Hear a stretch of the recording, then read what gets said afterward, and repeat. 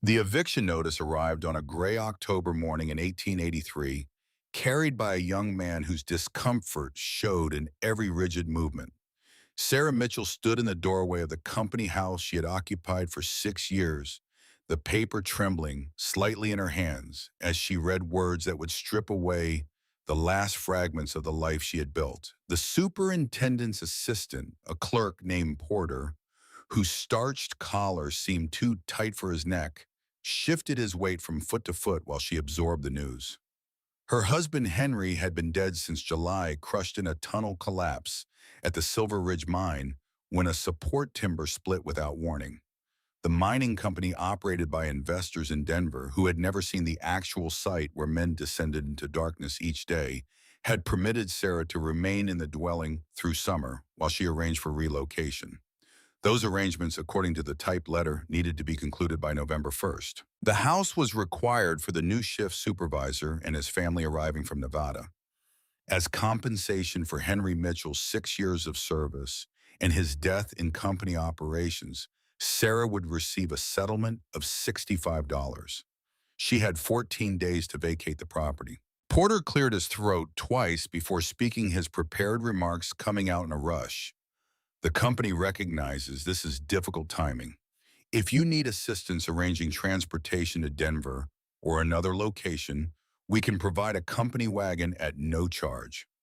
Sarah looked up from the letter, her voice steady despite the cold weight settling in her chest. Where exactly would I go? The young man's face reddened. The company assumes you have family or other arrangements. Most widows return to their family homes after incidents like your husband's. My family is dead. My parents died of cholera in Iowa when I was 16. Henry's family disowned him when he married me. I have no other arrangements, Mr. Porter, because there are no other arrangements to make. Porter's discomfort deepened into something approaching misery. Perhaps you could find employment in town. There are boarding houses that hire. I'm 39 years old, Mr. Porter. Boarding houses hire young women who can work 14-hour days doing laundry and cleaning. They don't hire widows approaching 40. I'm sorry, Mrs. Mitchell, truly, but the decision comes from Denver, and I have no authority to change it. Sarah thanked him for delivering the notice and closed the door. She stood in the small front room that had been her home for 6 years, looking at the few possessions she and Henry had accumulated. Basic furniture, cooking equipment, clothes, tools, a small collection of books Henry had treasured. Everything she owned would fit in a single wagon, and none of it would help her survive a Colorado mountain winter without shelter. The arithmetic was brutal and simple. $65 might rent a room in a Denver boarding house for 3 months, but not enough to live on without work. Finding employment as a 39-year-old widow with no special skills or connections was unlikely, especially entering winter when economic activity contracted across the territory. She could attempt to travel somewhere else, but travel cost money, and she knew no one in other towns. She could write to distant relatives she had not seen in decades, but letters took weeks and replies were uncertain. She could try to remarry quickly, but the idea of marrying some stranger out of desperation was both dangerous and repugnant. She sat at the kitchen table and assessed her situation with the clear-eyed pragmatism that had helped her survive previous hardships. The facts were stark and unforgiving. She had $65 final settlement for Henry's death in 1883 Colorado. No family, no prospects, in winter approaching fast in mountains, where temperatures could drop to 30 below zero and snow could pile 6 feet deep. The settlement below housed perhaps 200 people, most of them men working the mine. The few women were wives of miners or supervisors, laundresses, cooks at the boarding house, and one school teacher who had arrived last spring. Sarah had worked as a seamstress before marrying Henry, mending clothes and sewing simple garments. But the settlement already had Mrs. Blackwood, who handled all such work and had made it clear she needed no competition. There was no work here for a widow with no specialized skills. Sarah spent 3 days considering her options while packing her belongings into crates. On the fourth day, she took a long walk in the hills surrounding the mining settlement, looking at the land with new eyes. The Silver Ridge mine sat in a narrow valley at about 9,000 feet elevation in the Colorado Rockies. The landscape was beautiful and brutal. Steep hillsides covered with pine and aspen, rocky outcrops of gray granite, scattered meadows where grass grew during the brief summer. The winters were severe with heavy snow and temperatures that could kill an unprepared traveler in hours. Henry had loved these mountains despite their harshness. He had explored them extensively on his days off, looking for mineral signs, studying rock formations, walking simply for the pleasure of being in wild country. He had shown Sarah many places during their 6 years together. Hidden meadows, spectacular viewpoints, unusual geological features. She returned to the house as the sun was setting, her mind turning over possibilities that seemed increasingly desperate. That night, unable to sleep, she lit a lamp and began going through Henry's belongings more carefully than she had managed in the weeks since his death. His work clothes, his tools, his few books. At the bottom of a wooden chest, she found a leather-bound journal she had not seen before. The cover was worn smooth from handling the pages filled with Henry's precise handwriting and detailed sketches. Sarah opened it to the first page and began reading. The journal was a record of Henry's explorations, his observations about geology and mineral deposits, his thoughts about the mountains. He had documented trails, rock formations, potential mining sites. He had sketched maps with careful annotations about distances and elevations. Sarah turned pages slowly, seeing a side of her husband she had only partially known. Henry had not just walked these mountains for pleasure. He had been studying them, learning them, preparing something. On a page dated 2 years earlier, she found an entry that made her breath catch. Today I explored the south face of Granite Ridge, approximately 2 miles from the settlement. Found a cave formed by a collapsed granite outcrop. Entrance faces almost due south, partially hidden by fallen timber. Crawled inside to examine. Cave extends roughly 30 feet into hillside, widens to perhaps 15 feet in middle section. Ceiling height approximately 9 feet at deepest point. Completely dry despite being situated above Seasonal Creek. Most importantly, notice narrow crack in ceiling at back of cave, possibly 4 inches wide. Held a candle near it and felt distinct air movement. Natural ventilation. This location would make perfect emergency shelter if ever needed. South-facing entrance receives maximum sun exposure. Depth and rock walls provide excellent protection from weather. Remote enough for privacy, close enough to settlement to reach on foot. If anything happens to me in the mine, Sarah could use this place. Sarah read the entry 3 times, her hand shaking slightly. Henry had been preparing for the possibility of his death. He had found a place, evaluated it, documented it carefully. He had thought about her survival even while he was alive. The rest of the journal contained more entries about the cave, including a detailed map showing its location relative to known landmarks. Henry had measured distances, noted distinctive trees and rock formations, created a guide that would allow someone to find the cave even if they had never been there before. She sat with the journal open on her lap until the lamp began to gutter. Then she extinguished it and sat in darkness, thinking about what she had discovered. Henry had left her a lifeline, a cave that could provide shelter, a place remote enough that no one would interfere, protected enough to survive winter. The idea was audacious and possibly insane. She was a 39-year-old woman with no construction experience, minimal money, and no help. Building any kind of functional shelter before serious winter arrived would require speed, skill, and luck. But the alternative was certain failure. She had nowhere else to go and no other viable options. At least with the cave, she had a chance. The next morning, Sarah began planning in earnest. She studied Henry's maps and notes, reading every entry about the cave multiple times. She made lists of what she would need, calculating costs against her $65 settlement. She thought through the process of creating shelter, identifying the critical problems she would need to solve. The cave itself provided excellent protection from weather, but it needed improvements to become livable. She would need to close the entrance with a wall and door, create interior partitions for different functions, establish heating and ventilation, organize storage. She would need firewood, enormous quantities of it stored somewhere accessible and dry. She would need tools, materials, food supplies. On October 18th, Sarah walked to the cave for the first time following Henry's map. It took her nearly 2 hours to find the entrance partially hidden by fallen timber and brush, as Henry had described. A dark opening perhaps 5 feet high and 6 feet wide in a wall of gray granite.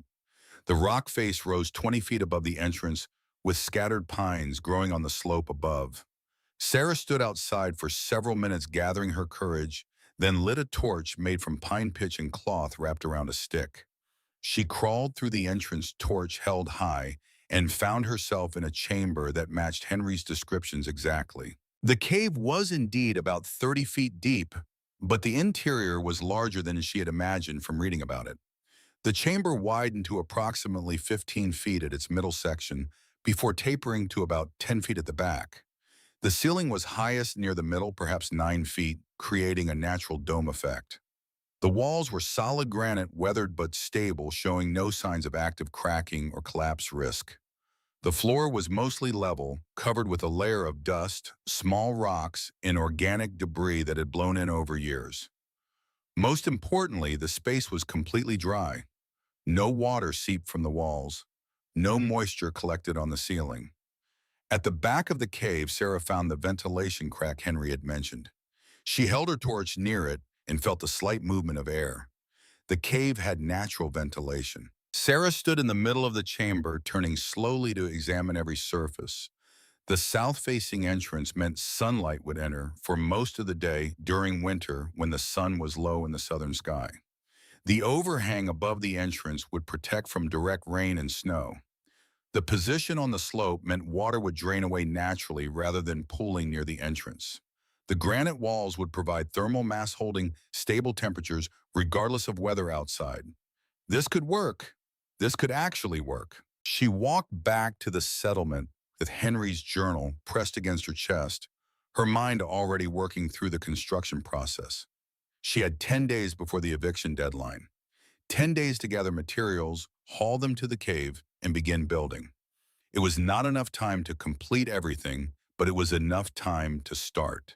She would need to work fast and work smart, making every dollar and every hour count towards survival. On October 21st, Sarah went to the general store in the settlement and spent her money with extraordinary care. The storekeeper, a man named William Carson, who had known Henry well, listened to her list of purchases with growing concern. William was perhaps 50 years old, weathered and competent, the kind of man who had seen enough hardship to recognize it in others. "What exactly are you planning to build, Mrs. Mitchell, a dwelling?" William's eyes narrowed slightly. "Where the company owns all the housing in the settlement. Outside the settlement, on unclaimed land." He studied her, carefully understanding dawning in his expression. "You're planning to winter in the mountains alone. I have no other choice, Mr. Carson. I've been evicted from company housing. I have no family, and I have no means to travel anywhere else. I will survive winter here, or I will not survive at all." William was quiet for a long moment, his gaze moving from Sarah's face to the list in her hand and back again. Then he nodded slowly, something shifting in his expression from concern to respect. "All right, let's make sure you get what you need." Sarah purchased, with William's advice, a good shovel for $4, a pickaxe for $3, a handsaw for $2, a hammer for $1, 2 boxes of nails for 60 cents, a small wood stove with stovepipe for $8, 10 pounds of lime mortar mix for $1.50, a large canvas tarp for $3, a lantern and oil for $1.75, a good knife for 80 cents. She bought food supplies, 50 pounds of flour for $3, 20 pounds of beans for $1.40, 10 pounds of salt pork for $2, salt and sugar, and coffee and lard for another $3 total. Matches, soap, and basic supplies for $2. Her total expenditure was $38.05, leaving her with $26.95 for emergencies and additional supplies. William helped her load everything into a borrowed handcart. As she prepared to leave, he added several items to her load without charge. Extra candles, a coil of rope, a bundle of cloth for bandages, a small medical kit. "You'll need these." And Mrs. Mitchell, if you need anything else, come see me. Don't try to be too proud to ask for help." Sarah thanked him sincerely, her throat tight with unexpected emotion. William's kindness was a small thing in the face of what she was attempting, but it mattered. She hauled her supplies up the mountain to the cave site, making 3 trips over 2 days to move everything. Her arms and back ached from the effort, but each load brought her closer to survival. She set up a temporary camp near the cave entrance, organizing her supplies under the canvas tarp, and began work immediately. Her first task was clearing the cave interior. She spent 2 full days removing debris, rocks and sticks, and accumulated dirt and animal droppings and organic material that had blown in over the years. She swept and shoveled, creating a clean space to work in. As she cleared, she discovered that the cave floor was not naturally level. The granite sloped slightly from back to front, which was actually ideal for drainage, but would make building difficult. She would need to create a level foundation using stone and fill material. She began gathering stones from the surrounding area. The mountainside was littered with granite fragments of all sizes, from fist-sized rocks to boulders weighing hundreds of pounds. Sarah collected the medium-sized stones, roughly the size of bread loaves, and hauled them into the cave. Working methodically, she built up low walls of dry stacked stone along both sides of the cave interior, creating level platforms. The center remained lower, which would help channel any water that did enter toward the entrance and out of the living space. This foundational work took 5 days of constant labor. Sarah's back ached from bending and lifting. Her hands, which had once been nimble enough to sew delicate stitches, developed new calluses over old scars. But the work was essential and had to be done right. Next came the entrance wall, the most critical part of her construction. The cave opening was roughly 5 feet high and 6 feet wide, in an irregular shape following the natural contours of the collapsed granite. Sarah needed to close this opening with a wall that would block weather while allowing access and ventilation. She decided to build a dry stone wall, a technique she had learned as a child in Iowa. An old Norwegian settler named Mr. Olson had built a stone fence around his property, and Sarah had watched him work for hours, fascinated by how he could create solid structures from nothing but carefully selected rocks. She remembered him explaining the principles, how each stone needed to be placed so it locked with its neighbors, how the wall should lean slightly backward for stability, how joints should be spanned by stones in the course above. Sarah gathered flat stones from the hillside, looking for pieces that would stack well. This was slow, selective work. Each stone had to be examined for size and shape and how it might fit with other stones. She hauled suitable pieces to the cave and organized them by size, preparing her materials before beginning to build. She started the wall from the bottom, selecting the largest and flattest stones for the foundation course. Each stone had to be examined from multiple angles and positioned so its flattest face was exposed while its most stable orientation was maintained. This was not simple stacking. It was a form of three-dimensional puzzle solving that required patience and spatial reasoning. The foundation course was critical because everything above would depend on its stability. Sarah chose stones that weighed between 20 and 40 pounds each, heavy enough to resist shifting, but light enough for her to position precisely. She placed each stone, tested it by standing on it, adjusted until she was satisfied it would not move. The first course took 2 full days to complete. It ran the full width of the cave opening in an irregular line that followed the natural contours of the granite. The stones were not uniform in size or shape, which was actually an advantage. The variation allowed her to interlock pieces more effectively than uniform blocks would permit. The second course presented new challenges. Sarah had to select stones that would bridge the joints in the course below a fundamental principle of dry stone masonry. A vertical joint that ran through multiple courses would create a line of weakness. By spanning joints with stones from the next course, she created an interlocking structure where each stone was held in place by the weight and position of its neighbors. She also had to maintain proper slope. A dry stone wall should not be perfectly vertical. A slight backward lean, perhaps 5 to 10 degrees from vertical, creates stability by directing force into the wall's core rather than allowing it to push outward. Sarah achieved this by selecting stones that were slightly wider at the back than at the front, so that when stacked, they naturally created the desired slope. The work required constant decision-making. Which stone should go where? How should it be oriented? Does it fit properly with its neighbors? Is it stable? Does it maintain the proper slope? Does it span a joint below?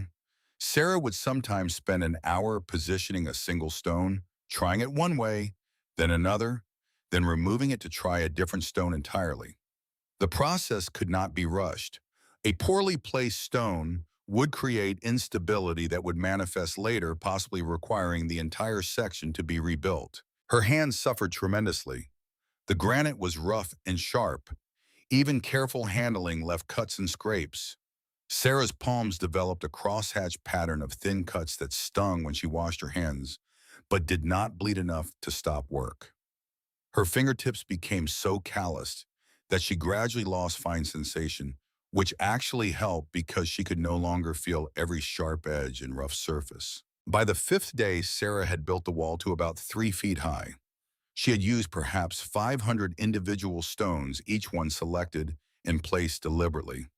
The wall was beginning to show its character, irregular in texture because of the varied stones, but remarkably solid and straight when viewed from a distance. As the wall grew higher, new challenges emerged. Sarah had to find ways to lift heavier stones up to the working height. She built a simple ramp of earth against the outside of the wall, allowing her to roll or drag large stones up to where she needed them. She also used a technique she remembered from watching construction in town. She positioned a thick branch as a lever, using it to pry heavy stones up and over onto the wall. The doorway opening required special attention. Sarah had to create a spanning structure across the top of the opening, what masons would call a lintel. She found a long, flat piece of granite approximately 4 feet long and 8 inches wide that would bridge the doorway opening. This stone weighed perhaps 80 pounds, far too heavy for her to lift alone. Sarah used a combination of leverage ramps and incremental lifting to position the lintel. She built up temporary supports on both sides of the doorway, raising them bit by bit until they were at the correct height. Then she used her lever branch to gradually work the lintel stone onto the supports inches at a time over the course of several hours. When the lintel was finally in position, spanning the doorway, she carefully removed the temporary supports and tested the structure.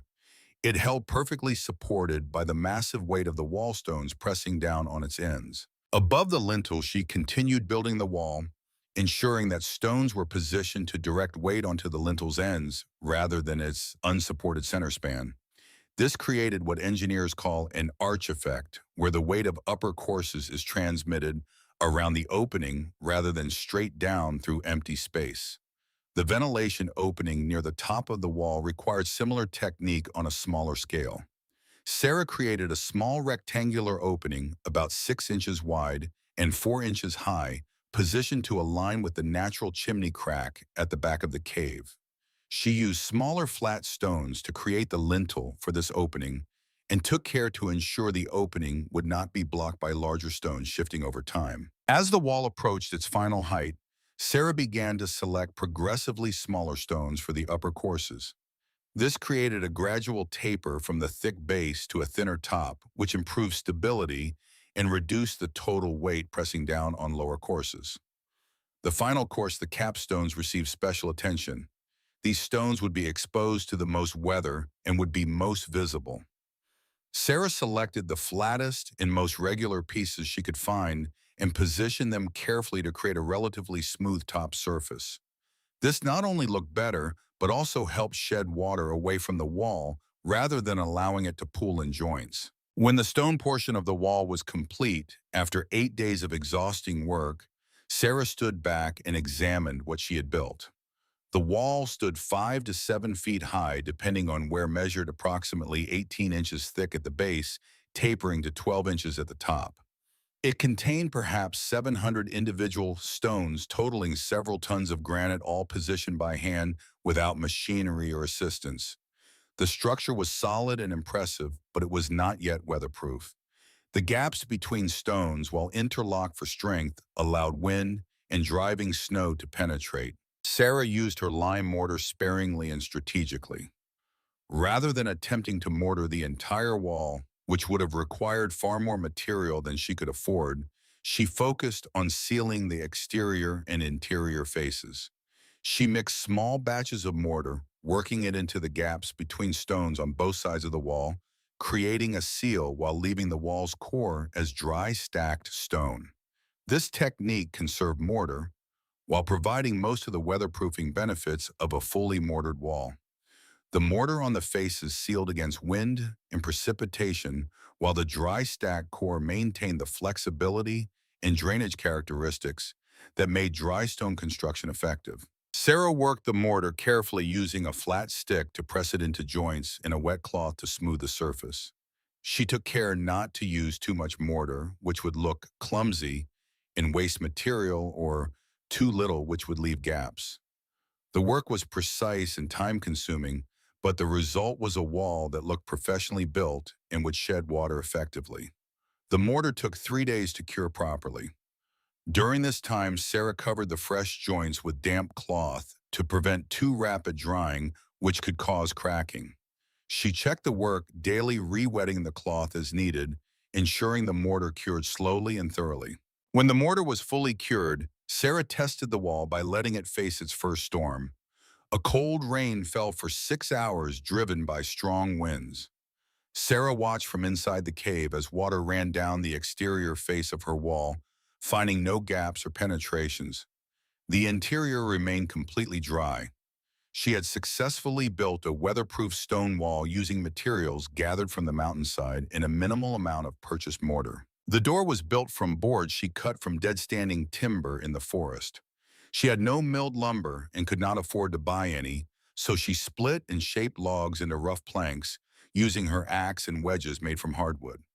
It was slow, difficult work that produced crude but functional boards.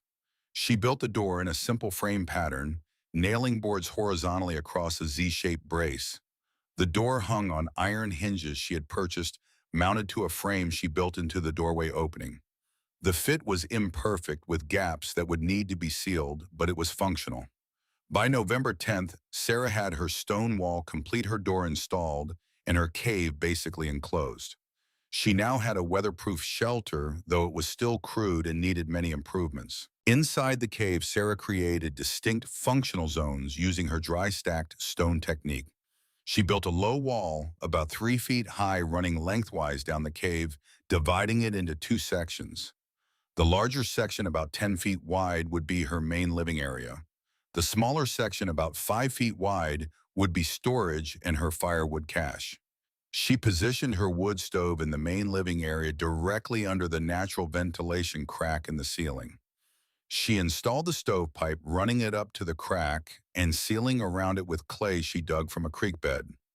The stove was small but well made, with a flat top for cooking and a firebox that could be loaded from the front. When she lit her first test fire, smoke rose naturally into the crack and disappeared. The natural chimney drew perfectly, creating draft that made the fire burn hot and clean.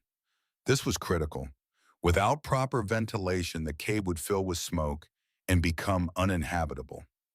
Sarah built a sleeping platform in one corner of the main living area using flat stones to create a raised surface about 18 inches off the floor.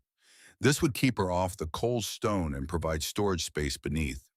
She made a mattress by sewing canvas into a large bag and filling it with pine needles, which were plentiful and reasonably comfortable. She carved storage niches into the earthen material between granite sections, creating natural shelves for food and supplies.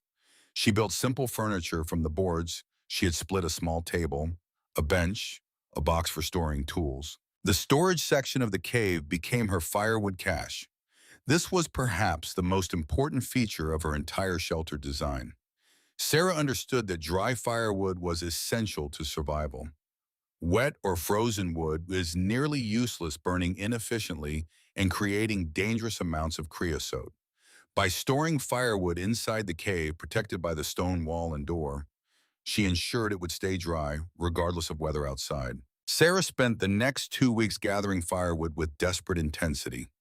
She walked the mountainside daily looking for dead standing timber and fallen logs.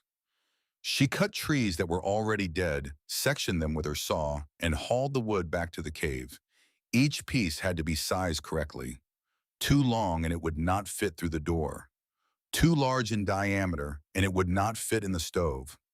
Sarah cut everything to approximately 18-inch lengths, small enough to handle and burn efficiently. She stacked the wood carefully in the storage section, creating organized rows with air gaps between pieces. She filled the space systematically, watching her supply grow. By late November, she had accumulated what she estimated was 3 cords of split wood, all of it stacked inside the cave where it would stay perfectly dry and accessible, even if 10 feet of snow piled outside. The first major snow came on November 28th, a storm that dropped 2 feet of heavy wet snow over 3 days. Sarah sealed herself inside her stone cabin and waited. The temperature outside dropped to 15 below zero. Wind howled across the ridge, driving snow horizontally. The storm was severe, the kind that killed unprepared travelers and tested even well-built structures. Inside Sarah's cave, conditions were remarkably stable. The temperature held steady at about 42 degrees without any fire. When she lit her small stove, the interior warmed quickly to a comfortable 55 degrees. The stone walls absorbed heat from the fire and radiated it back gradually. The thermal mass of the surrounding granite prevented rapid temperature changes. The entrance wall blocked all wind and snow. Her door fit well enough that no drafts penetrated. The natural ventilation crack drew smoke efficiently despite the severe weather outside. Sarah burned wood from her interior cache, and every piece ignited immediately and burned hot. She was using perhaps 4 or 5 pounds of wood per day to maintain comfort, a fraction of what surface dwellers were consuming. When the storm cleared, Sarah opened her door to a transformed landscape.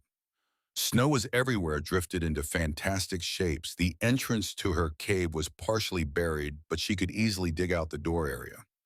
More importantly, her firewood cache was untouched by the weather. While people in the settlement below were struggling with frozen, snow-covered wood piles, Sarah's supply remained dry and ready to use. She had survived her first major test. The cave worked, the wall worked, the stove and ventilation worked. She had shelter and warmth and dry fuel. She had a chance. December settled over the Colorado mountains with a cold that seemed to have weight and substance. Sarah woke each morning in darkness, her breath visible even inside the cave, and rebuilt her fire from banked coals that glowed faintly in the stove's firebox. The process had become ritual. Open the stove door carefully, add kindling to the coals, wait for flame, then add larger pieces from the cache. Within minutes, the heat began radiating from the iron surface, and within half an hour, the cave interior warmed to a temperature that allowed her to move without shivering. She melted snow for water in a pot on the stovetop, watching ice crystals dissolve into liquid that she would use for drinking and washing. Her meals were simple and repetitive. Cornmeal mush in the mornings cooked with a little salt and lard. Beans at midday soaked overnight and boiled until soft. Occasionally, she would cut a small piece of salt pork and fry it, rationing the meat carefully because her supply was limited and there would be no more until spring. The days developed their own rhythm. Sarah would tend the fire, prepare food, maintain her shelter. She sealed gaps in the entrance wall with mud mixed with dried grass, creating a plaster that froze hard and blocked drafts she had not noticed during warmer weather. She carved additional storage niches into the earthen material between sections of granite, expanding her organizational system. She built a drainage channel near the entrance, a shallow groove cut into the stone floor that would direct any water away from her living area if moisture somehow penetrated the wall. Each improvement was small, but collectively they made the cave more functional and comfortable. She read Henry's books by lantern light in the afternoons when daylight faded early.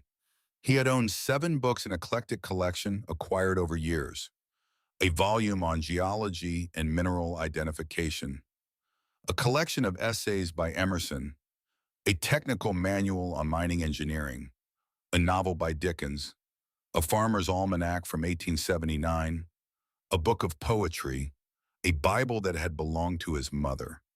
Sarah read them all, some for the second or third time, finding comfort in the familiar words and discovering new meanings she had missed in previous readings.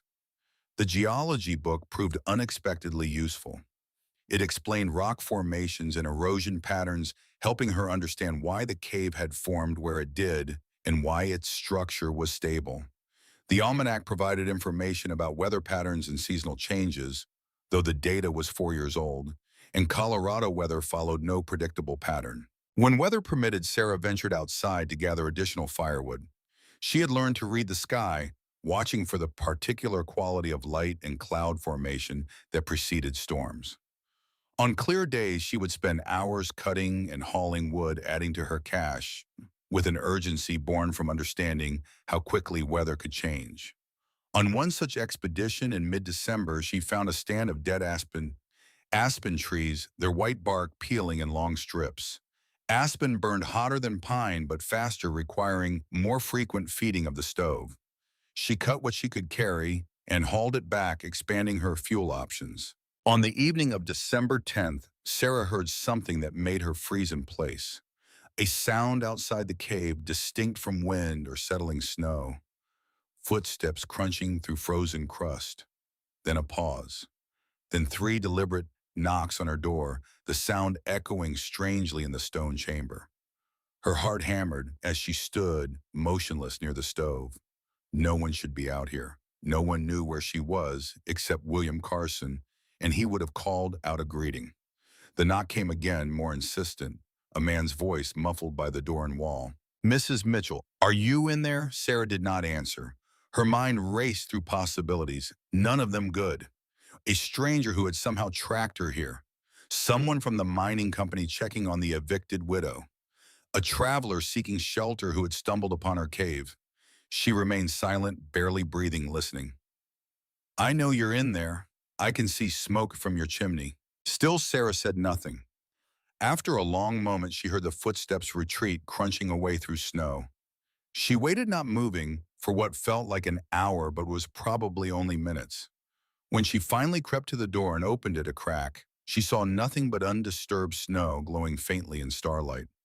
But there, placed carefully on the flat rock she used as a doorstep, was a cloth-wrapped package.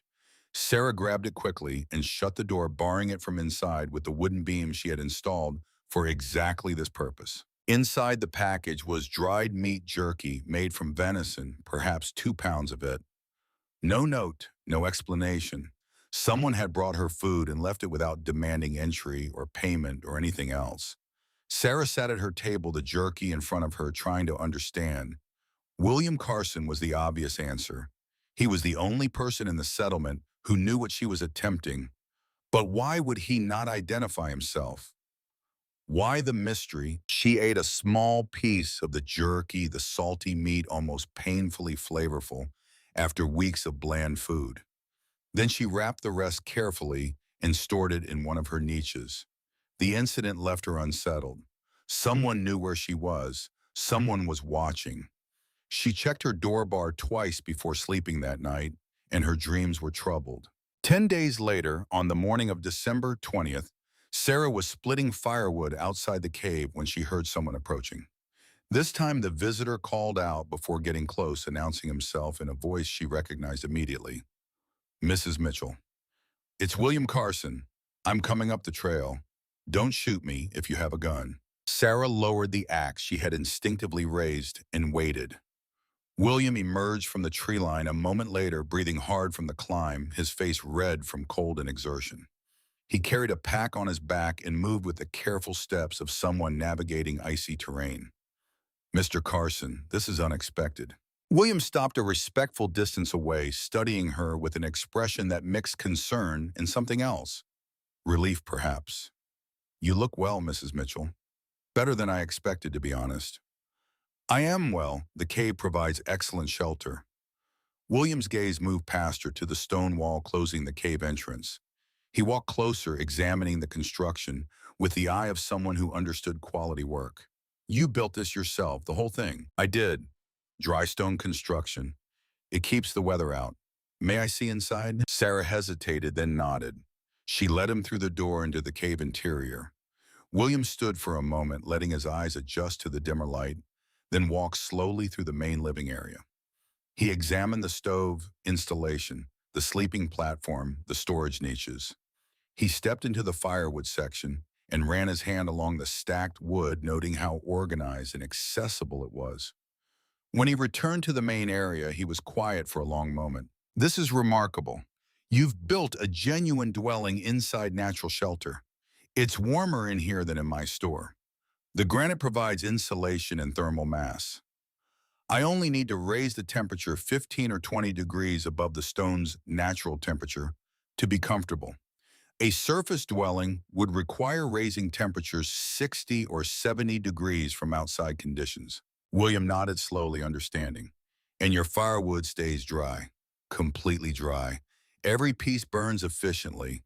I estimate I'm using about a quarter of the fuel that conventional housing would require. William set down his pack and pulled out supplies he had brought.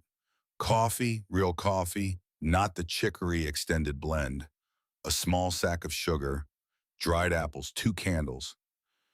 You didn't come down for the jerky I left, so I figured I'd bring a few things up. That was you, the knock on my door. I didn't want to frighten you, but I also didn't want to just leave it without making sure you knew it was there.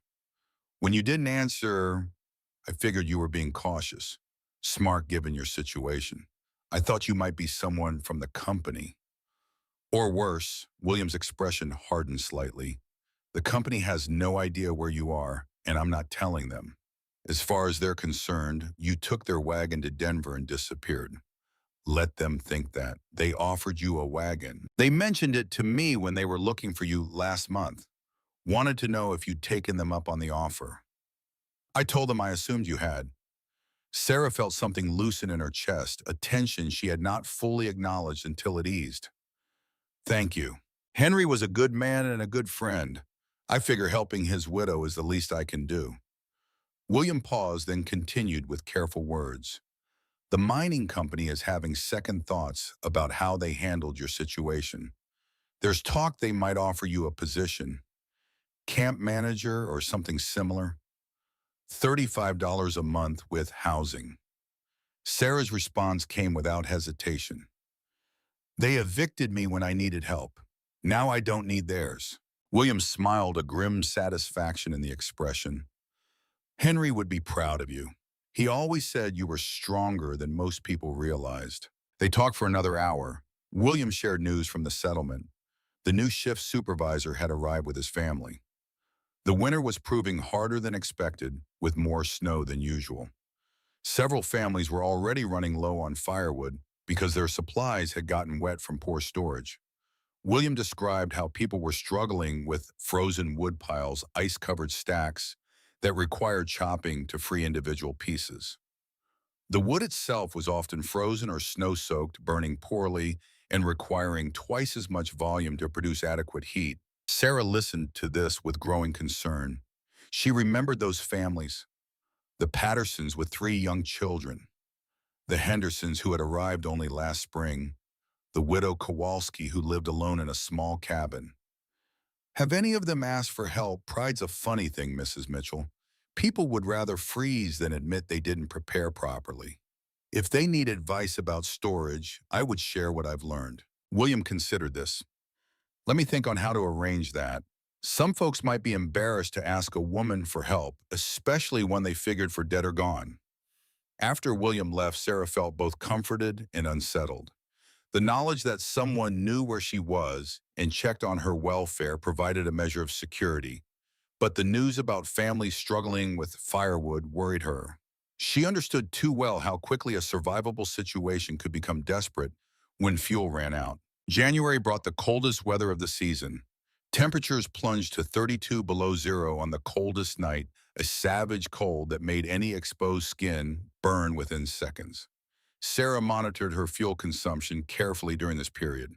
She burned wood steadily but efficiently, maintaining comfortable conditions while conserving her supply. She kept detailed records in the margins of Henry's journal, noting daily temperatures, wood consumption, weather conditions. On the very coldest days, she used approximately 6 pounds of wood, slightly more than her average, but still well within sustainable limits. Snow accumulated to 6 feet deep on level ground, with drifts piling 12 feet high in some locations. Sarah's entrance was repeatedly buried, requiring her to dig out the door area every few days. She developed a technique for this, creating a snow tunnel that provided access while actually adding another layer of insulation around the entrance. The tunnel also served as a cold storage area. She kept perishable items there frozen solid in the sub-zero temperatures, preserved better than any ice house could manage. In late January, Sarah received another visitor. She heard voices outside this time, a man and a woman talking in low tones before knocking. When she opened the door, she found Jack Patterson and his wife Mary standing in the snow tunnel, their faces pinched with cold and something that looked like desperation. Mrs. Mitchell, Jack began, his voice rough with discomfort. William Carson said you might be willing to talk to us about firewood storage. Sarah stepped back, gesturing them in. The Pattersons entered, their eyes widening as they took in the cave interior. Mary Patterson was perhaps 30 years old, thin and tired-looking. Jack was a stocky man with calloused hands in the perpetually stooped posture of someone who spent his days in low mine tunnels. "Your wood is dry," Jack said, looking at the storage section. "All of it. How?" Sarah explained her system, the complete weather protection provided by the cave and stone wall, the stable temperature that prevented freezing and condensation, the organization that allowed air circulation while keeping pieces accessible. She showed them how she had stacked the wood, how she rotated her supply to ensure even drying, how she sized pieces for efficient burning. Mary Patterson spoke for the first time, her voice tight with strain. "Our woodpile froze solid in December. We've been chipping pieces off with an axe. It burns but barely. The children are cold all the time. Could someone do this without having a cave?" Jack asked. "Build a similar protected storage." Sarah thought carefully before answering. "You could dig into a hillside, creating an artificial cave. Or you could build a fully enclosed shed with good sealing. The key is complete weather protection and stable temperature. The wood needs to be kept dry and accessible. We don't have money for lumber to build a shed. Then dig into a slope. Use the earth itself as insulation. Build a front wall and door. It's more work than buying materials, but it costs almost nothing." Jack and Mary exchanged a look that carried an entire conversation. When they left an hour later, they had detailed sketches Sarah had drawn showing how to construct an earth-bermed firewood storage. Jack promised to start digging as soon as the ground thawed enough. 3 days after the Pattersons' visit, the Hendersons came. Then the widow Kowalski. Then two other families Sarah barely knew. Word had spread that the widow in the cave understood something about keeping firewood dry. Sarah received each visitor, patiently explaining the principles, drawing diagrams, answering questions. She found herself becoming a teacher of sorts, sharing knowledge that had seemed obvious to her, but was revelation to people who had always relied on conventional above-ground wood piles. In mid-February, Sarah made a decision that surprised her. The Patterson situation had been weighing on her mind. 3 children, the youngest, only 4 years old, in a house that could not stay warm because their fuel was compromised. Sarah calculated her own supply. She had started with approximately 3 cords. She had burned roughly half a cord in December and January. At her current rate, she would have more than enough to last until April, probably into May. She could spare some. She spent a day selecting and bundling wood, choosing pieces that would burn well for a family with a larger stove and less experience in managing fires. She packed roughly a third of a cord, a significant amount, but not enough to compromise her own safety. Then she hauled it down to the settlement in multiple trips, leaving bundles near the Patterson house after dark when no one would see her and ask questions she did not want to answer. The next time Jack Patterson visited, which was a week later, he brought payment. Not money which Sarah knew he did not have, but other things of value. A blanket his wife had woven, a knife his son had sharpened to a keen edge, a jar of preserved cherries from the previous summer, and something else less tangible but more important. Respect that showed in how he looked at her when he spoke. The wood you left saved us, Mrs. Mitchell. My wife wanted you to know that. Your children needed it more than I did. Jack shook his head slowly. You're surviving up here alone, and you gave us fuel from your own supply. That's not something we'll forget. When spring comes, help someone else who needs it. That's payment enough. February brought a shift in weather patterns. The extreme cold moderated it slightly, though temperatures still dropped into below zero most nights. Snow continued to fall, but the storms were shorter and less intense. Sarah began to notice subtle changes in the quality of light, the angle of sun when it appeared. Winter was not over, not by months, but it had passed its most dangerous phase. Her firewood supply stood at just under 2 cords more than sufficient. Her food stores were adequate, if not abundant. She had survived the worst that a Colorado mountain winter could deliver. In early March, she received a visitor she had not expected. Thomas Morrison arrived at her cave on a clear, cold morning, introducing himself with careful formality.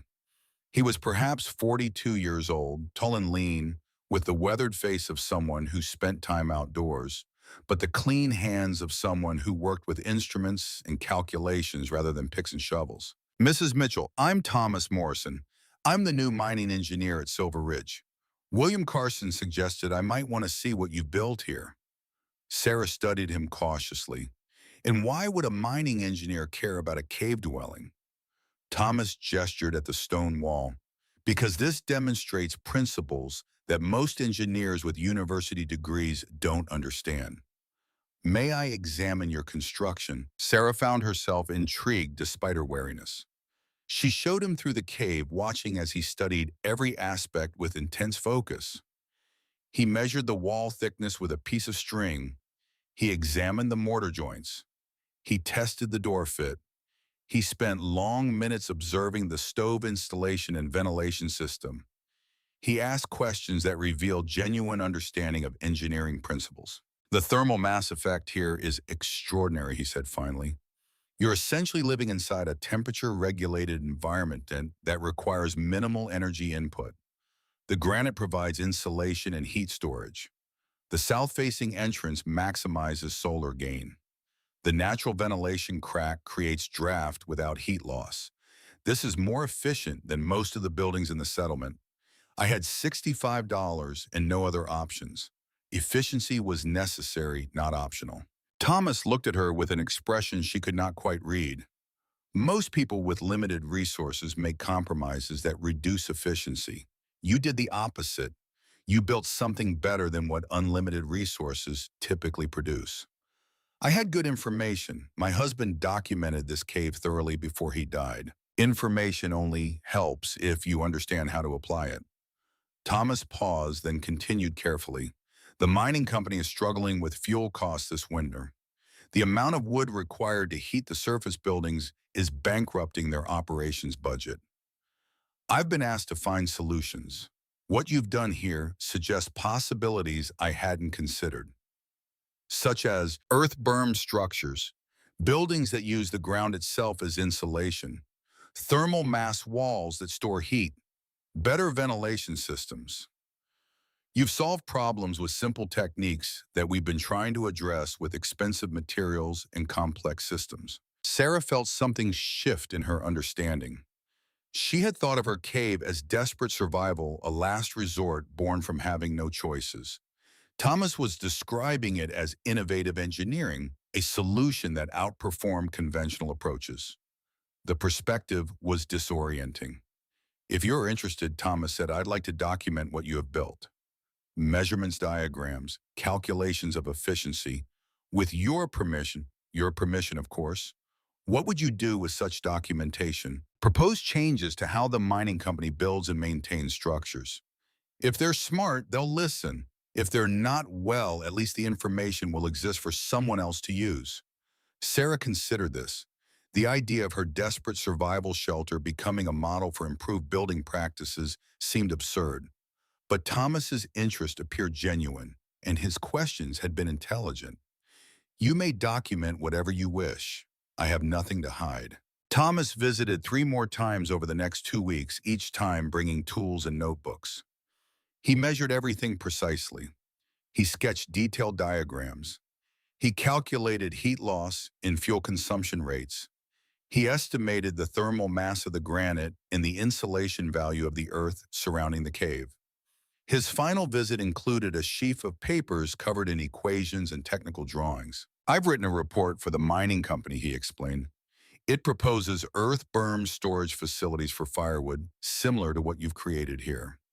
Also modifications to the existing buildings that would incorporate some of your passive heating principles. If they implement even half of what I'm suggesting, they'll reduce fuel consumption by 40%. Will they listen? Thomas smiled a wry expression. They'll listen to the cost savings.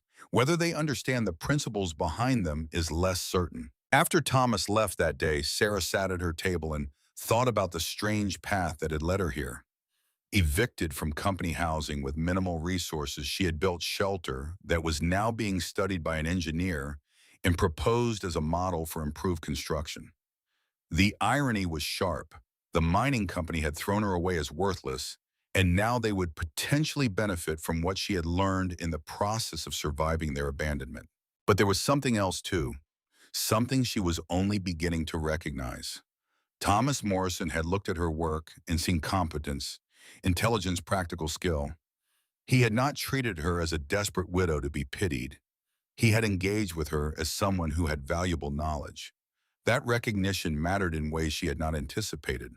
April arrived with sudden warmth that transformed the landscape. Snow began melting rapidly, creating streams where none had existed. The entrance to Sarah's cave became surrounded by running water that drained away down the slope exactly as the natural topography directed. Inside her firewood supply stood at approximately 1¼ cords, far more than she would need for the remaining cold nights. She had succeeded completely. She had survived a Colorado mountain winter alone, using minimal resources and intelligent application of basic principles. William Carson brought news in mid-April. The mining company wants to hire you, Mrs. Mitchell, not as camp manager, as a consultant on building efficiency, $25 a month plus room and board in an apartment above my store. The room's small but private and warm. Sarah absorbed this information slowly. And what would I consult on Thomas Morrison's proposals based on your cave? They want you to advise on implementation. Make sure they do it right. They could ask Thomas. They are asking Thomas. But he told them the knowledge came from you and they should hire you directly. He was quite insistent about it from what I hear. Sarah felt warmth that had nothing to do with temperature. She thought about Henry, about the journal he had left her, about the cave he had documented so carefully. He had given her the tools to survive, but she had done the surviving. She had built the shelter and solved the problems and made it through winter. That accomplishment was hers. I'll accept the position, but I'm keeping the cave. It's mine by right of construction and survival. William grinned. I don't think anyone's going to argue that point with you, Mrs. Mitchell. Sarah moved to the settlement in late April, bringing with her the tools and possessions she had hauled up months earlier. The apartment above the store was indeed small, a single room with a sleeping area and a stove and a table. But it had windows that let in light and neighbors close enough to hear if she called for help. It was warm and dry and safe. It was also, she recognized, temporary. The cave remained hers, a retreat and a reminder. She visited it once a week through the spring and summer, maintaining the structure, keeping the firewood cache stocked, ensuring it would be ready if she ever needed it again. She worked for the mining company through the summer and fall of 1884, advising on the construction of earth-bermed firewood storage facilities.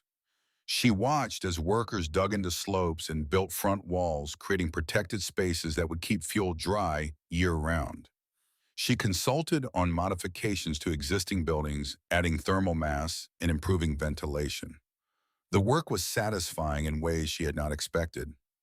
People listened to her suggestions and implemented them.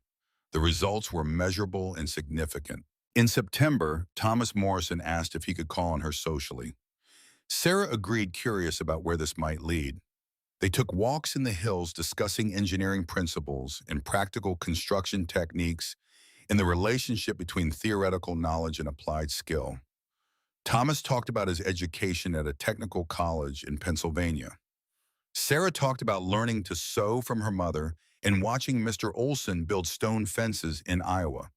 They discovered that they approach problems similarly, breaking them into components and testing solutions systematically. By November, when the first snow fell on the settlement, Thomas and Sarah were spending most of their free time together. There was no dramatic courtship, no passionate declarations. Instead, there was the slow building of partnership based on mutual respect and shared interests. Thomas valued Sarah's practical intelligence.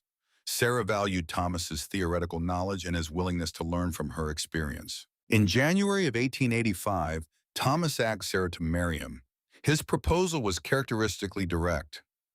"I want a partner who can think and build, not just manage a household. You're the most competent person I've ever met. Will you marry me?" Sarah's answer was equally direct. Yes.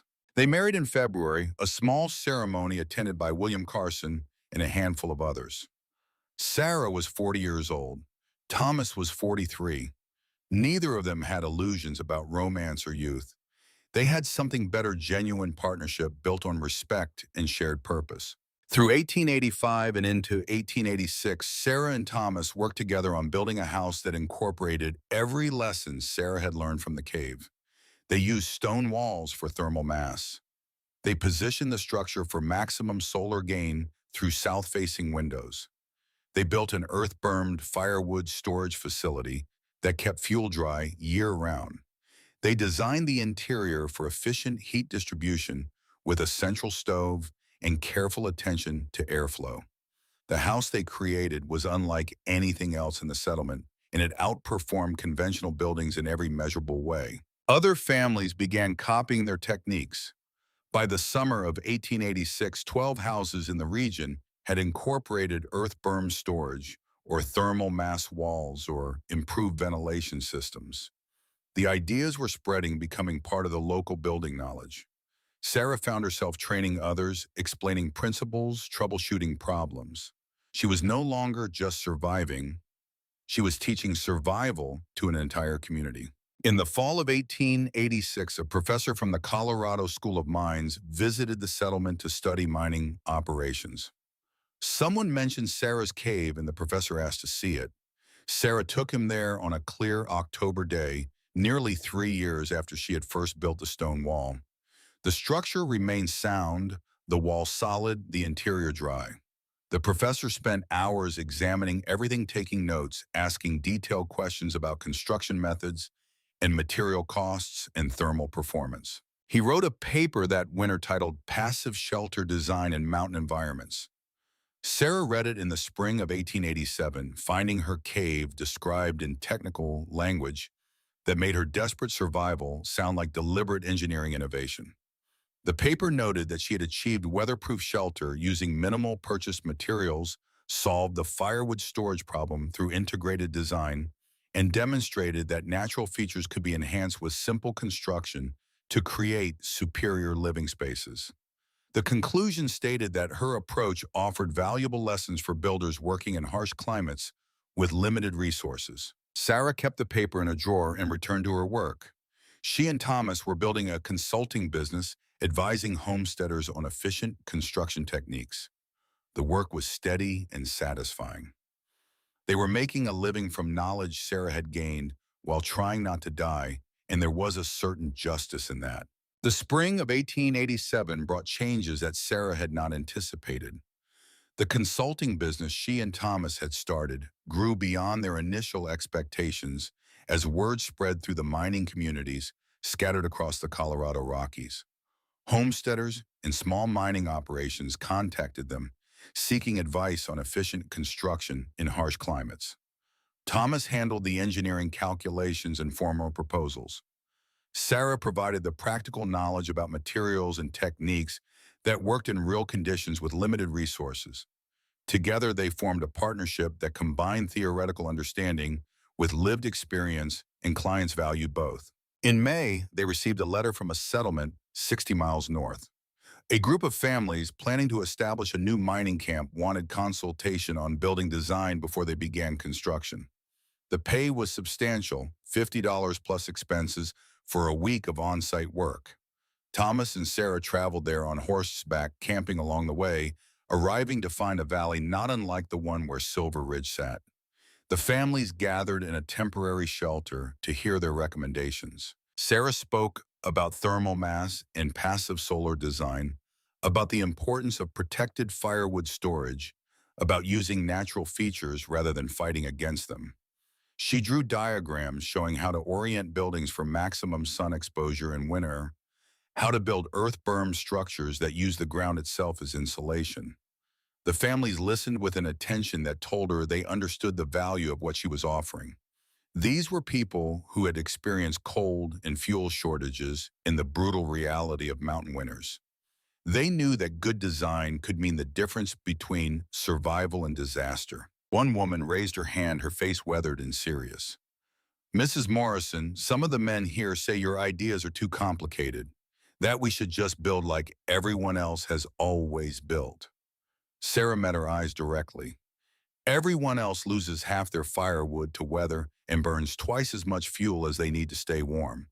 If that's what you want, build like everyone else.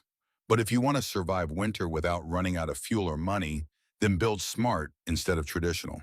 The woman nodded slowly, satisfaction in her expression. "That's what I told them. Just wanted to hear you say it." Thomas presented technical drawings and specifications translating Sarah's practical knowledge into precise measurements and material lists. By the end of the week, the families had committed to implementing most of their recommendations. Sarah and Thomas rode home with payment and contracts for 3 more consultations at other settlements. Through the summer and fall, their reputation grew. The professor's paper about Sarah's cave had circulated among engineering circles, lending academic credibility to their work. Mining companies began hiring them to evaluate their facilities and propose improvements.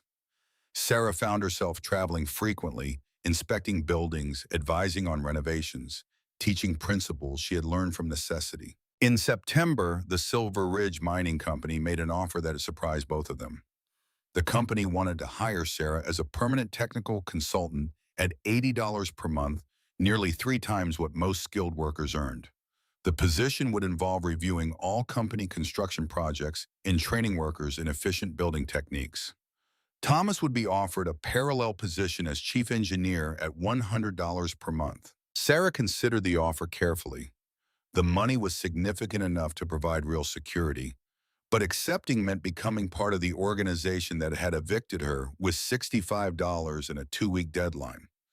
The irony was almost too heavy to bear. She met with the company superintendent in his office, a room she had never entered during the 6 years Henry worked for the company. The superintendent was a different man from the one who had ordered her eviction, brought in from Denver after the previous superintendent had been fired for cost overruns. He was perhaps 50 years old, competent-looking with papers and ledgers covering his desk. "Mrs. Morrison, we recognize that the company treated you poorly when your husband died. That was wrong both morally and practically. You've proven yourself to be exactly the kind of skilled person we should have been supporting rather than discarding." Sarah listened without responding, her face neutral. "This offer is an attempt to correct that mistake. We want you and your husband to help us build more efficiently. The savings you've demonstrated in fuel costs alone justify your salaries many times over." Sarah let the silence stretch until the superintendent began to look uncomfortable. Then she spoke, her voice calm and clear. "When I needed help, your company gave me $65 and 14 days to disappear. I built what I needed with my own hands and my own knowledge. Now you want to buy that knowledge because it's profitable." "Yes, that's exactly what we want to do, and we're willing to pay well for it. I'll accept your offer on one condition. Every family in this settlement gets the same access to the building techniques that I teach your workers. No proprietary claims, no restrictions. If I'm going to help the company, I'm going to help everyone. The superintendent considered this his expression shrewd. You understand that means other mining operations will benefit from your knowledge without paying for it. I understand that means families won't freeze because they can't afford to learn how to store firewood properly. Fair enough. The superintendent extended his hand. We have a deal. Sarah shook his hand, feeling neither triumph nor defeat, only a cold satisfaction that she was dictating terms to the organization that had tried to discard her. She left the office and walked to the apartment above the store where she and Thomas had been living. Thomas was working at the table sketching designs for a new storage facility. I accepted their offer, 80 a month plus one condition. What condition? That we teach these techniques to everyone, not just the company. No restrictions, no proprietary claims. Thomas looked up from his work, a slow smile spreading across his face. They agreed to that. They did. Then they're smarter than I thought they were. Sarah and Thomas began their new positions in October. The work was demanding but satisfying. They reviewed every company construction project, rejecting designs that wasted resources and proposing alternatives that incorporated passive heating and protected storage. They trained work crews in dry stone masonry, earth berming, thermal mass installation. They held public lectures in the settlement, open to anyone who wanted to learn. Families came and took notes and asked questions and then built better structures. Through the winter of 1887 to 1888, the settlement transformed. New buildings incorporated earth berm storage.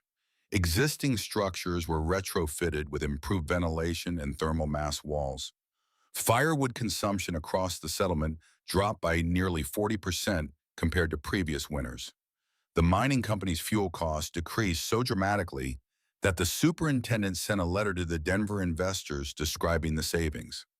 The investors responded by asking if similar improvements could be implemented at their other mining operations across Colorado. Sarah and Thomas found themselves traveling more frequently, visiting mining camps and settlements throughout the territory. Each location had its own challenges and constraints, but the underlying principles remained constant. Use natural features rather than fighting them. Store heat in mass rather than constantly generating it. Protect fuel from weather. Organize space for efficient use. The specific implementations varied, but the core philosophy was universal. In the spring of 1888, Sarah received a letter that caught her completely off guard. The writer was a young woman named Catherine Wells, who had read the professor's paper about the cave dwelling. Catherine was planning to homestead in Wyoming with her sister, and they wanted to know if Sarah would be willing to consult on their building plans. The letter was formal but urgent, explaining that they had limited funds and no construction experience, but were determined to establish a farm. Sarah wrote back immediately, offering to visit their site without charge if they could provide lodging and meals. Catherine responded with gratitude and directions to their claim. In June, Sarah traveled to Wyoming alone while Thomas managed ongoing projects in Colorado. She found the Wells sisters living in a canvas tent on a windswept plain, working a small garden and caring for a handful of chickens. Catherine was perhaps 25, her sister Margaret a few years younger. Both had the lean, determined look of people who had committed to something difficult and would not quit regardless of obstacles. We have $60 saved, Catherine explained, showing Sarah the pile of materials they had accumulated. Mostly salvaged lumber and stones they had collected from a nearby creek bed. We can't afford milled timber or proper building supplies. Sarah walked their claim, studying the terrain and available resources. The land was exposed and harsh with little natural shelter. But there was a slight depression in the ground where a seasonal creek had cut through softer soil, creating a natural swale that offered some protection from wind. Sarah sketched a design that used the swale as the foundation for a partially underground structure with stone walls and a sod roof. The building would be small but efficient, using the earth itself as insulation and protection. You'll need to dig, Sarah explained. The deeper you go into the ground, the more stable your temperature will be. But you'll also need drainage to prevent water from pooling inside. They spent a week together, Sarah teaching while the sisters worked. She showed them how to select stones for dry stacking, how to create a foundation that would resist frost heave, how to build drainage channels that would carry water away from the structure. Margaret proved to have an instinctive understanding of spatial relationships, seeing how stones would fit together before trying them. Catherine was better with planning and organization, managing materials and keeping track of progress. When Sarah left, the sisters had completed their foundation and walls were rising. Catherine walked with her to where her horse was tethered carrying a cloth bag. "We don't have money to pay you properly, but we want you to have this." She handed Sarah the bag. Inside were 24 eggs carefully wrapped in a jar of wild honey the sisters had collected. "This is more than sufficient payment." Catherine shook her head. "What you've given us is knowledge that might keep us alive. Eggs and honey don't balance that scale, but they're what we have." Sarah accepted the bag, understanding that refusing would diminish the gift. "Then teach someone else when you have the chance. That's the real payment." The encounter stayed with Sarah through the summer and into fall. She thought about Catherine and Margaret trying to survive on that windswept plain with $60 and determination. She thought about herself 4 years earlier with $65 and a cave. The amount of money was almost identical. The difference was knowledge and the willingness to apply it. That difference could determine whether someone survived or failed. In November, Sarah proposed an idea to Thomas.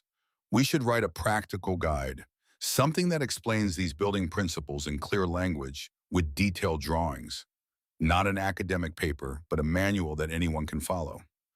Thomas looked up from the technical specifications he was reviewing, interest sharp in his expression. "Who would publish such a thing?" "We would. Print it ourselves and sell it for whatever people can afford. Maybe $1 a copy, maybe 50 cents. The point isn't profit. The point is getting the information into the hands of people who need it. That could be expensive. Printing costs money. We're making good salaries now. We can afford to lose money on this if we have to." They spent the winter writing, Sarah handling the practical sections, while Thomas created technical drawings and calculations. The work was painstaking. Every instruction had to be clear enough for someone with no construction experience to follow. Every drawing had to show precise measurements and relationships. They tested their explanations on workers at the mining company, asking them to build according to the written instructions and noting where people got confused or made mistakes. Then they revised and clarified until the manual worked. By spring of 1889, they had a manuscript of 70 pages covering foundation design, stone wall, construction, earth-berming techniques, thermal mass principles, ventilation systems, and firewood storage. Thomas took the manuscript to a printer in Denver and negotiated a price for 500 copies. The total cost was $240, nearly 3 months of their combined salaries. The printer delivered the finished manuals in June, simple bound volumes titled "Practical Shelter Design for Harsh Climates" by Sarah Mitchell Morrison and Thomas Morrison. They sold the first copies through William Carson's store, pricing them at 75 cents each. Word spread quickly, and within a month they had sold 200 copies. Orders began arriving from other settlements, from homesteaders, from small mining operations. By the end of summer, all 500 copies were gone, and they ordered a second printing of 1,000. The manual was being passed from person to person, copied by hand, in some cases becoming part of the practical knowledge that people used to survive in difficult country. In September of 1889, Sarah received a letter from Catherine Wells in Wyoming. The letter described how she and Margaret had survived their first winter in the partially underground structure Sarah had helped them design. The building had stayed warm with minimal fuel. Their small herd of chickens had survived in an attached shelter built using the same principles. Catherine wrote that she had loaned the copy of Sarah's manual she had purchased to 3 neighboring homesteaders, all of whom were now building earth-berm structures. The letter continued with news that made Sarah set it down and stare at the wall for several minutes. Catherine had met a young man, a homesteader, whose claim bordered theirs. They were planning to marry in the spring and combine their properties. Margaret had decided to claim her own land further west and was planning to build there next summer. Both sisters credited Sarah's advice with making their success possible. Thomas found Sarah sitting with the letter still in her hand, her eyes distant. Good news or bad? Good. Very good. Just unexpected. She handed him the letter. Thomas read it carefully, then looked at her with understanding. You changed the course of their lives. I showed them how to stack stones and dig drainage channels. They did everything else themselves. Knowledge changes what's possible. You gave them knowledge at exactly the moment they needed it. That matters. Sarah thought about this through the fall. She had started with survival, building a cave dwelling because she had no other options. That desperate construction had led to teaching, which had led to consulting, which had led to the manual, which was now spreading through mining camps and homesteads across the mountain territories. Each step had emerged from the previous one without any grand plan or deliberate strategy. She had simply responded to what was in front of her, applying what she knew and learning what she needed. In December, Sarah visited the cave for the first time in nearly a year. Snow had drifted against the entrance, but the stone wall stood solid and intact.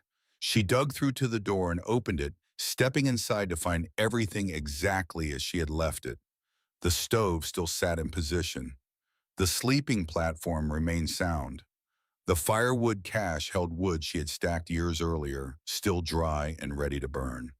She lit a fire in the stove and sat at the table she had built, feeling the familiar warmth as the granite walls absorbed heat and began radiating it back. This place had saved her life. More than that, it had taught her something fundamental about the relationship between necessity and innovation, between desperate survival and deliberate excellence. She had built well because she had to, and in building well, she had discovered principles that went far beyond her individual survival. In 1890, the Morrison consulting business expanded beyond what Sarah and Thomas could manage alone. They hired two assistant young men interested in practical engineering who could travel to remote sites and implement designs. Sarah focused on training these assistants, ensuring they understood not just the techniques, but the underlying principles. Build with the land, not against it. Use what you have rather than what you wish you had. Create systems that work together rather than independent solutions to separate problems. The manual went through a third printing in 1891, this time expanded to 90 pages with additional sections on root cellars, spring houses, and small-scale irrigation. Sarah wrote a new introduction that articulated the core philosophy more clearly than the original version had managed. The goal is not to build perfectly, but to build well enough with what you have. Perfect construction requires unlimited resources. Good construction requires clear thinking and careful application of basic principles. Most people have access to clear thinking if they are willing to use it. Thomas read the introduction and nodded approval. That's the most important thing you have written. It gives people permission to succeed despite limitations. In 1892, the professor from the Colorado School of Mines published a follow-up paper documenting the spread of earth-bermed construction techniques across Colorado and Wyoming. He cited Sarah's manual as a primary driver of this change, noting that practical information delivered in accessible form had accomplished what academic papers could not. The paper concluded that Sarah Morrison's contribution to vernacular architecture in mountain regions would influence building practices for generations. Sarah read the paper with mixed feelings. Academic recognition was gratifying, but it also felt disconnected from the actual work of teaching homesteaders how to dig foundations and stack stones. She cared more about letters from people like Catherine Wells than about scholarly publications. Still, the recognition brought more consulting requests and more opportunities to spread the knowledge further. Through 1893 and 1894, Sarah and Thomas traveled extensively, sometimes together and sometimes separately. They consulted on projects from New Mexico to Montana, bringing their combined expertise to mining camps, homesteads, and small towns. Sarah's reputation grew to the point where settlement organizers would specifically request her involvement, knowing that her practical knowledge could prevent the worst mistakes that plagued frontier construction. In 1895, at age 51, Sarah decided to step back from active consulting and focus on teaching. She and Thomas opened a small training program in the settlement offering 2-week intensive courses on efficient construction techniques. Students paid $10 for tuition and provided their own food and lodging. The first class had 8 students, all men who initially seemed skeptical about learning from a woman.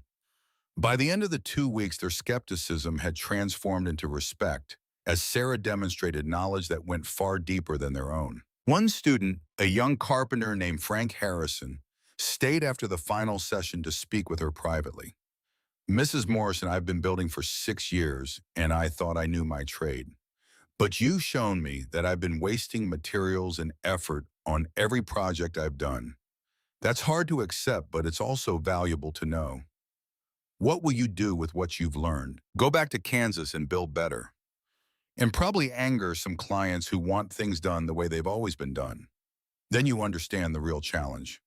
Technical knowledge is easier to acquire than the courage to apply it against tradition. Frank smiled, something determined in his expression. "I watched you build a dwelling in a cave when you had $65 and no help. If you can do that, I can argue with some farmers about how to frame a barn." The training program grew steadily. By 1897, Sarah and Thomas were running 4 sessions per year each, with 15 to 20 students. They hired 2 former students as assistant instructors, expanding capacity while maintaining quality.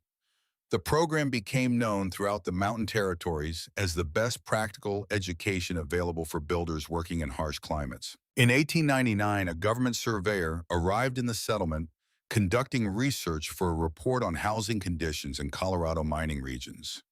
He spent 3 days interviewing residents and examining buildings. When he visited Sarah and Thomas, he brought data that illustrated the impact of their work. Firewood consumption in the Silver Ridge settlement had decreased by 53% compared to 1883 levels despite population growth. Winter mortality from cold-related causes had dropped to essentially zero. Housing costs had decreased because buildings required less maintenance and used locally sourced materials more effectively. These are remarkable improvements, the surveyor noted, reviewing his figures. The economic and human benefits are substantial. Have you considered trying to influence government building standards? Sarah shook her head. Government standards take years to change and rarely reflect conditions in remote areas. We'd rather keep teaching people directly and let good practices spread naturally. The surveyor closed his notebook, something like admiration in his expression. You may have influenced more lives through that approach than most policymakers ever will.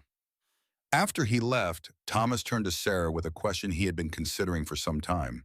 "We've been doing this work for almost 15 years. Have you thought about what comes next?" Sarah looked out the window at the settlement below, so different from what it had been when she arrived as Henry's young wife in 1877. More buildings, more people, more prosperity. And running through it all like hidden framework were the principles she had learned from desperate necessity in a cave. "I want to write one more thing. Not a manual, but something more personal. An account of that winter in the cave and what it taught me. Something that helps people understand that knowledge matters more than resources." An autobiography.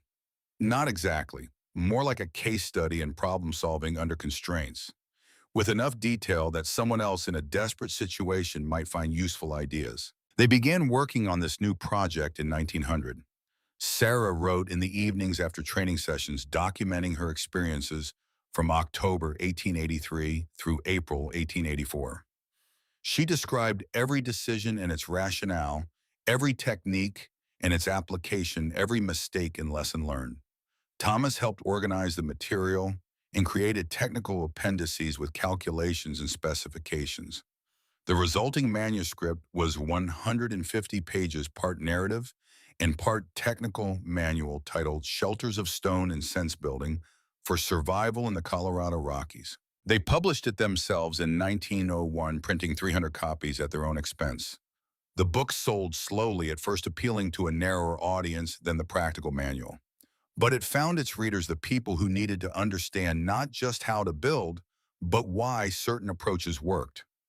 Letters arrived from homesteaders and prospectors, and missionaries working in remote areas. People wrote to say the book had helped them survive difficult situations, had given them confidence to attempt construction they would have considered impossible. One letter came from a woman in Montana who had been widowed with 3 children and minimal resources.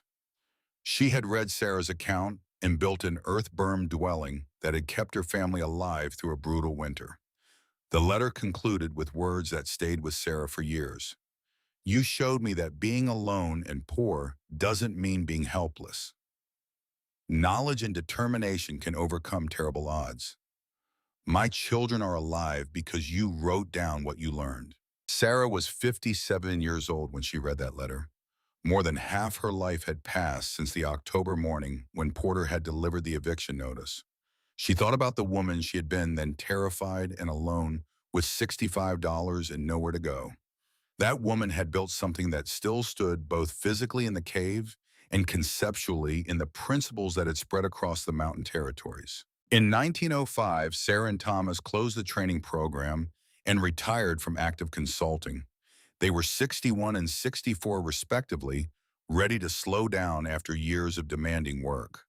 They kept the house they had built together, the one that incorporated every lesson from the cave, and spent their time on smaller projects. Sarah maintained correspondence with former students and people who had used her manual. Thomas worked on technical papers documenting their methods and results. The cave remained intact, visited occasionally by people who had heard the story and wanted to see the structure. Sarah went there once or twice each year, checking on the condition and making small repairs when needed. The stone wall stood as solid as the day she had built it, weathered but stable. The interior stayed dry and temperate. Everything worked exactly as it had been designed to work. In 1910, Sarah wrote a final addendum to Shelters of Stone and Sense, a brief essay reflecting on the 27 years since she had built the cave. The essay argued that desperation sometimes produced innovations, that comfort and wealth could never generate, that extreme constraints forced clarity of thought, that the pressure to survive could reveal principles obscured by abundance. Resources are useful but not essential, she wrote. Understanding is essential. You can build well with minimal materials if you understand structural principles in thermodynamics and how to work with natural features rather than against them. You cannot build well with unlimited materials if you lack understanding. The person with knowledge and determination will outperform the person with money and conventional approaches. Thomas read the essay and added a single sentence at the end. My wife proved this in 1883, and hundreds of people in the years since have confirmed it. They published this expanded edition in 1911, their final contribution to the body of work they had created together. Sarah was 67 years old. She had been a widow, a cave dweller, a consultant, a teacher, and an author. She had influenced building practices across multiple territories and helped countless families survive in harsh conditions. All of it had emerged from desperate necessity on a gray October morning when she had no choices left. In the summer of 1911, Sarah took a young girl named Mary to visit the cave. Mary was 8 years old, the orphaned daughter of Thomas's distant cousin who had come to live with them 2 years earlier after her parents died in a typhoid outbreak. Sarah and Thomas had taken her in without hesitation, and Sarah had found unexpected joy in raising a child. They hiked up the familiar trail, Mary chattering about school and friends, while Sarah navigated the path she knew by heart. When they reached the cave, Sarah showed Mary the stone wall, explaining how each piece had been positioned, how the mortar had been applied, how the door had been built from salvaged wood. Mary touched the wall, carefully running her small hand over granite that had been standing since before she was born. Grandma Sarah, were you scared when you lived here alone every day? But fear didn't matter. Survival did. How did you know what to build? I didn't know, not at first. I learned by thinking carefully about what I needed and what I had available. Then I built the simplest thing that would work. Mary looked up at her, something serious in her young face. Uncle Thomas says you're the smartest person he knows. Sarah knelt down to Mary's level, meeting her eyes directly. Being smart isn't about knowing everything. It's about being willing to learn what you need and apply it carefully. You can be smart regardless of how much school you have had or how much money you have. They sat together at the entrance of the cave while Sarah told stories about that long winter. She described gathering firewood in snowstorms, keeping the stove burning through the coldest nights, melting snow for water rationing food to make supplies last. She talked about the loneliness and the fear, and the constant awareness that a single serious mistake could be fatal.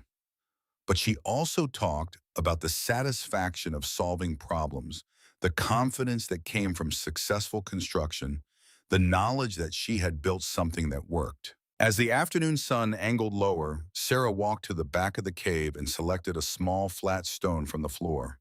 She carried it to the wall and examined the structure carefully, finding a spot near the top where the mortar had degraded slightly.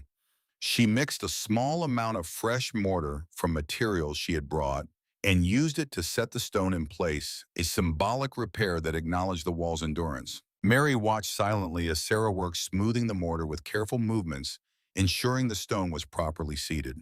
When she finished, Sarah stepped back and looked at what she had built decades earlier. The wall had outlasted most of the company housing from the same era. It had survived 28 years of mountain weather. It would probably survive another 28. Some things you build last longer than you do. That's enough. They walked back down the mountain together as the evening approached. Mary's hand in Sarah's, the cave settling into twilight behind them. Sarah Mitchell Morrison died in 1924 at age 80, survived by Thomas and Mary. Her obituary in the local newspaper mentioned her work at the consulting firm and her publications on efficient construction. But it gave special attention to the winter she had survived in a cave building, a stone cabin that proved more effective than conventional housing. The obituary quoted Thomas Morrison's words from years earlier. My wife proved in 1883 that understanding matters more than resources, and hundreds of people in the years since have confirmed it. The cave stood until 1947, when a rock slide finally buried the entrance. But by then, the lessons Sarah had demonstrated had influenced building practices throughout the mountain territories. Earth-burned firewood storage had become common. Stone construction using local materials was recognized as viable and often superior. The principle of using natural features and thermal mass to reduce heating requirements was widely understood and applied. The techniques she had used spread far beyond her individual example, becoming part of the practical knowledge that homesteaders and settlers used to survive and thrive in harsh environments.